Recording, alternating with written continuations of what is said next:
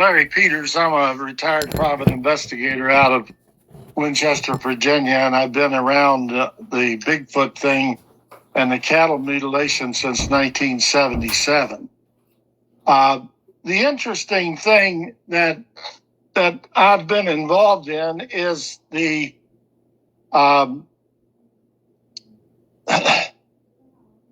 the Rome, Ohio incident in 1981, and I've prepared a book for that, and I've been getting some criticism because of the fact that I actually shot one in the face from 15 feet away on a dirt road into a set of glowing red eyes, and all I got was a blink out of it before I ran from my vehicle. But in doing my research, I found that a renowned Bigfooter from the 1970s was Don Worley. I think he has since passed. I would, if he's not, he's got to be about 100 years old. But anyway, what Don composed was a physical hypothesis of shooting instances to these creatures, and I'm going to read them off to you here. There's about 20 of them, but I think it's worth getting involved in. In Brookfield, Florida, at a limestone cave shooting, and there was no effects. In 1977, at Cape Coral, Florida, in a swampy area, the creature was hit in the chest with a .22 pistol. No effect. October 1977, in Apicah, Florida, attacks on a nursery guard, tearing off his shirt. Several close shots fired with no effect. September 1974, in Wellington, Florida, hit by 6 rounds of dum-dum bullets fired from 30 feet away by a security guard. Entity grabbed his chest and ran away like a track star. October 1973, Uniontown, Pennsylvania, fired on with a .30-06, no effect. 1973 in Pennsylvania, entity instantly disappeared after a volley of 6 shots with a pistol. This entity or another returned the same evening, and a man fired on it with a .30-40 Craig rifle, which caused entity to flee screaming. February of 1974 in Uniontown, Pennsylvania, a woman fired from 6-foot distance into the midsection of a creature, caused it to instantly disappear in a flash of light, as if someone had taken a flash photo. July 1978, Newata County, Oklahoma, a sheriff's deputy fired on the entity, no effect. September 1975, in Noxie, Oklahoma, 3 volleys at different times, 2 shotguns and 2 rifles and .22 rifle used. Only effect was entity swatted as if swatted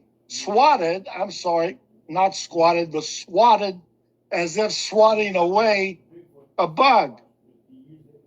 October 1962 in Wayne County, Indiana, emptied a high-powered rifle, .22 rifle and a shotgun into the entity. It only flinched. April 1977, Rising Sun, Indiana, crawled away from a hillside after volley from a .22 rifle. May of 1977 in Wantagh, New Jersey, farmer and neighbor fired volleys of shots from a .22 Magnum and a .410 loaded with deer slugs. The entity fled with no bloodshed and no effect. Can you imagine that? Green Falls, Montana in December 1974. came toward an auto on a highway and received 3 30-30 rifle shots, no effect. Lincoln County, Tennessee, 2 shooting incidents with a 30-06 rifle, a shotgun. Glock was hurled at the shooters. Light source arose from the woods and passed over the shooters. It changed to an orb. You get my message? 1968. Chaska Mountains, New Mexico.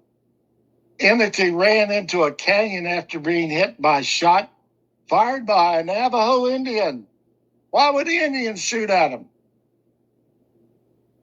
January 1969 in Whitewater, New Mexico. This creature paced an auto at 45 miles an hour, was shot, got up, and ran away. No blood on the highway. March 1977, Portage County, Ohio.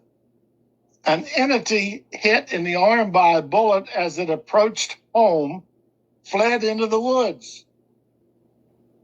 August 1961, Ogden, Ohio, hit with a blast from a 12-gauge shotgun when approaching a farm home, gave a loud cry and ran off in the woods.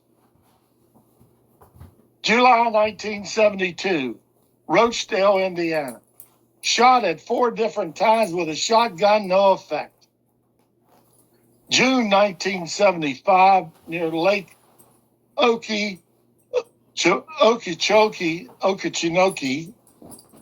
Florida, a ranch hand shot at the entity in a pasture and no effect.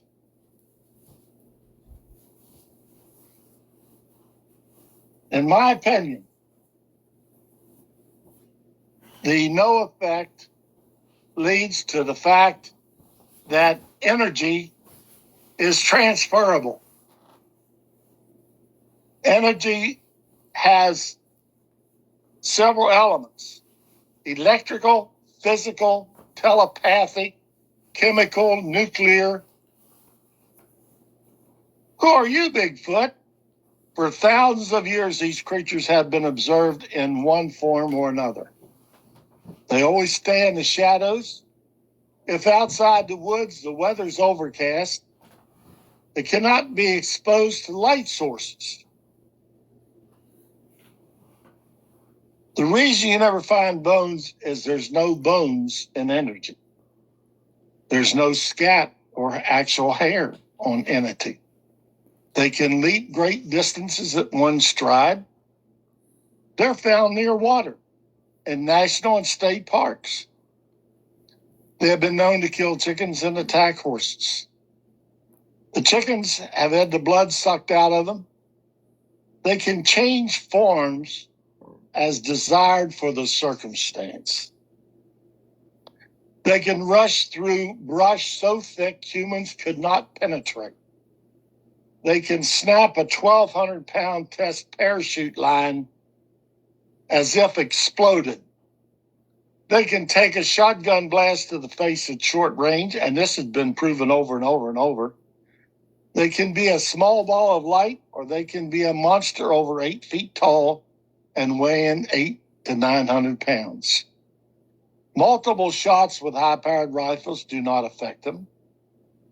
They have circles in the brush close to roads of all kinds, and we designated this circle as the powwow area, where watchers stay inside that powwow area along a road just to watch the traffic go by or people walking.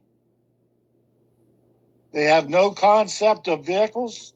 You can go out there and park at night, sit in your vehicle and make no noise, and when you break their cycle, they'll come and check you out. There's a fascination with electronic devices. That's in my book, where we used a battery-operated television, and the thing came down from the lake and walked in behind our tent and watched a baseball game with us for a while and then turn around and walk back up toward the lake. They are controlled by a whistle. They can attach themselves to the lens of a camera. Film can be altered when taking pictures from color to black and white and standard to orange. They've never been captured. They will never be captured. At no time has any type of laser been used on them. They shy away from flashlights and car lights. People from all parts of the world are finding these sticks stacked up around a tree. When you have a creature that can change shapes at will, what will prevent them from turning into a small ball of light about the size of a golf ball and moving into the circle? Bigfoot can create one footprint, but where are the rest of the prints? Very few trail off. Why is that? They simply change and move on. I thought I would pass this along to you for any of you pilgrims that want to go out in the woods. Don't take your flashlights. Don't hoop and holler for them. Don't bang on trees and do all that stupid stuff. You don't need that. These things have a perimeter. It's an electronic perimeter. And once you break that perimeter, that electronic device, they know you're there.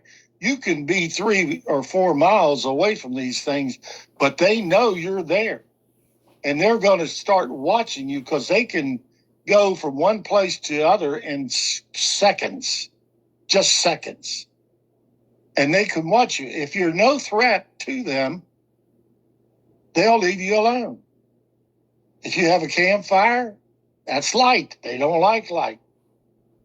And what they'll do if you leave your camp and you go off scouting, like with your headlamps and all that stuff like that, then they're going to go back to your camp and just tear the hell out of it because they don't want you in their territory.